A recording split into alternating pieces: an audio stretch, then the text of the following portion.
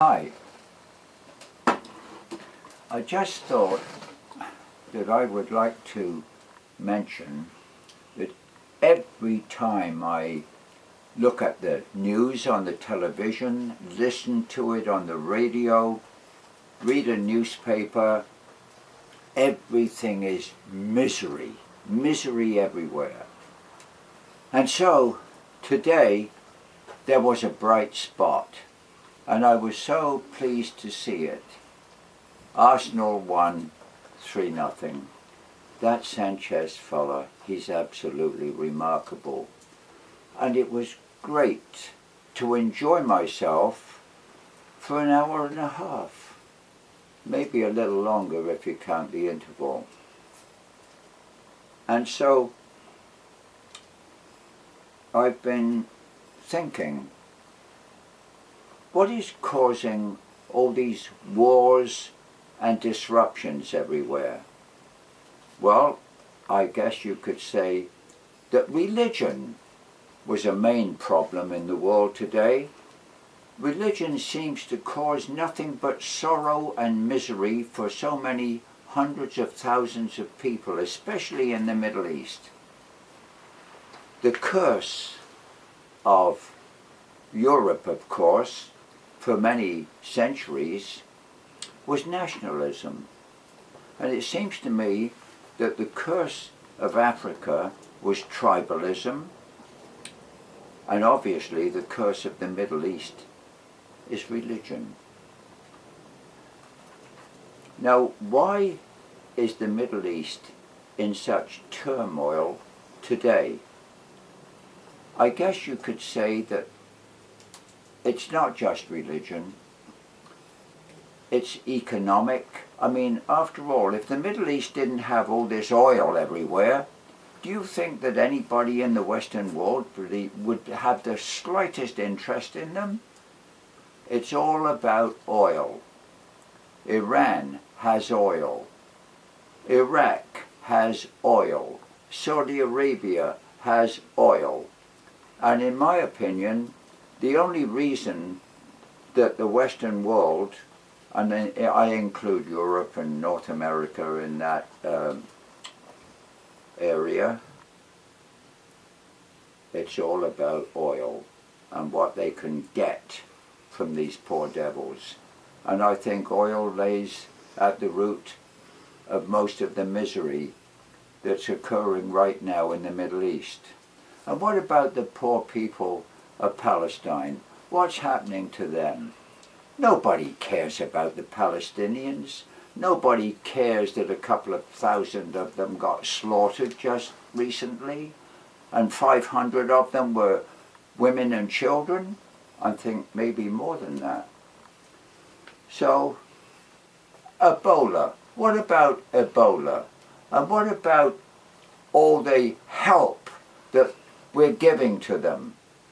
So, Britain sent a few hundred soldiers and a ship, a hospital ship. The Americans have sent, I think, 750 soldiers to Liberia to help control things there. But you know, what do we discover? Which country is doing the most? More than anybody else in the world? Little Cuba sent 300 doctors and medical people to help them. That's what they needed. I was listening to somebody speaking on behalf of an international group of doctors that help all over the world, and they said what we need is physical help. We need people, experts that could come and help us. And so Cuba sends the people. They didn't have any money, but they sent the people. Well done, Cuba. And in proportion, when you consider the riches of the Western world, what the hell have we sent? I'm really quite upset about that. So, I've come to the conclusion that the world is in a real mess and it doesn't look as if it's going to get any better. I see these wretched army people in Burma are about to hold elections there.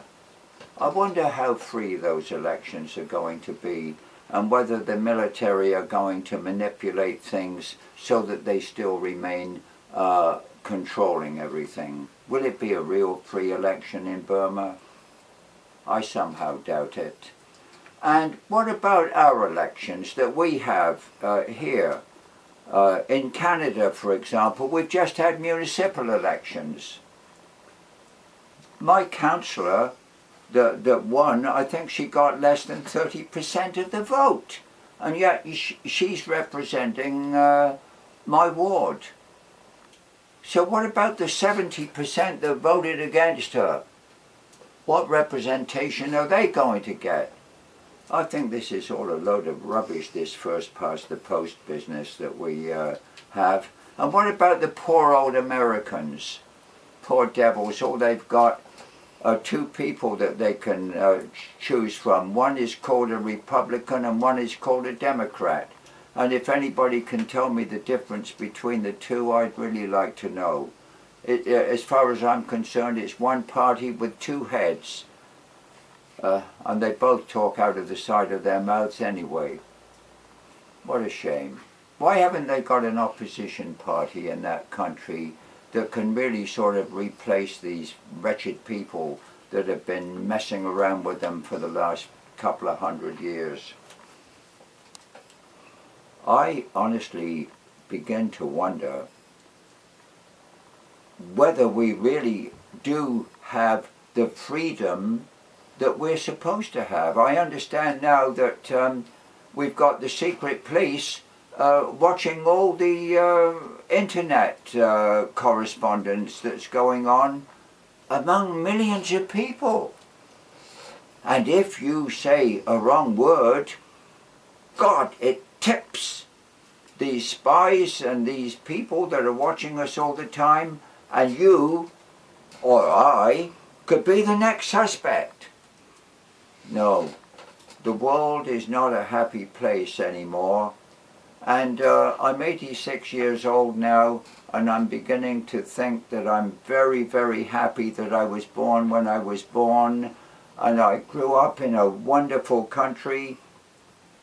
I thought it was Camelot, and now everything has changed, and I am so very sorry for young people today. Here we've got all these hundreds of thousands of young people coming out of the high schools and the universities, and there's no jobs for them. What's going to happen to them? Plus the fact that we're building this tremendous underclass of people that are actually, they have nowhere to go at all. And why is it that in such a rich country as Canada we have homeless people? There's no real excuse for us to have people going to bed hungry or people living on the streets. This is an absolute disgrace. Anyway, I think I've had enough for today. Thank you. Bye.